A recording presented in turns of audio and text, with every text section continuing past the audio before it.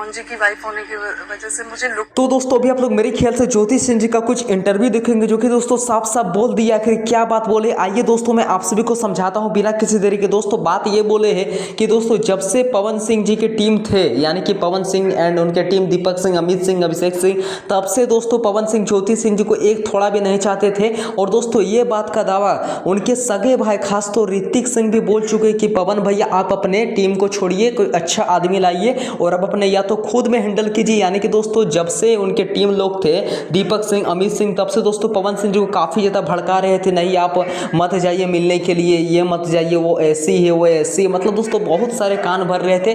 अब दोस्तों फाइनली बहुत ही बड़े खुशखबरी निकल कर आ रहा है कि ज्योति सिंह जी और पवन सिंह जी बहुत ही जल्द आपस में मिलने को देखने को मिलने वाला आप सभी के बीच। और अगर आप सभी को बिलीव नहीं और ट्रस्ट नहीं हो रहा तो दोस्तों मैं आप सभी को नेक्स्ट वीडियो में जरूर लाऊंगा कि दोस्तों साफ साफ ऋतिक सिंह का एंड पवन सिंह जी के जो कि कॉल रिकॉर्डिंग पे बात हुआ है, और ऋतिक सिंह साफ साफ बोले कि भैया आप ये सब बारे में छोड़िए, आप अपने कोई अच्छा मैनेजर लाइए, अच्छा टीम लाइए और दूसरे के बातें पे आप मत भड़किए। मतलब बहुत सारे बातें बोल चुके हैं। अगर आप सभी चाहते हैं कि दोस्तों कॉल रिकॉर्डिंग लाइव सबूत के साथ, लाइव प्रूफ के साथ वीडियो देखना चाहते हैं तो फटाक से मेरे चैनल को आप लोग बेल आइकन को प्रेस कर लीजिएगा, ताकि सबसे पहले आप लोग इस तरह का वीडियो देख पाइएगा, सुन पाइएगा। और आप सभी क्या क्या ओपिनियन है कि सच में ज्योति सिंह जी आने वाली है कि नहीं, प्लीज़ अपना एक जरूर ओपिनियन शेयर कर दीजिएगा।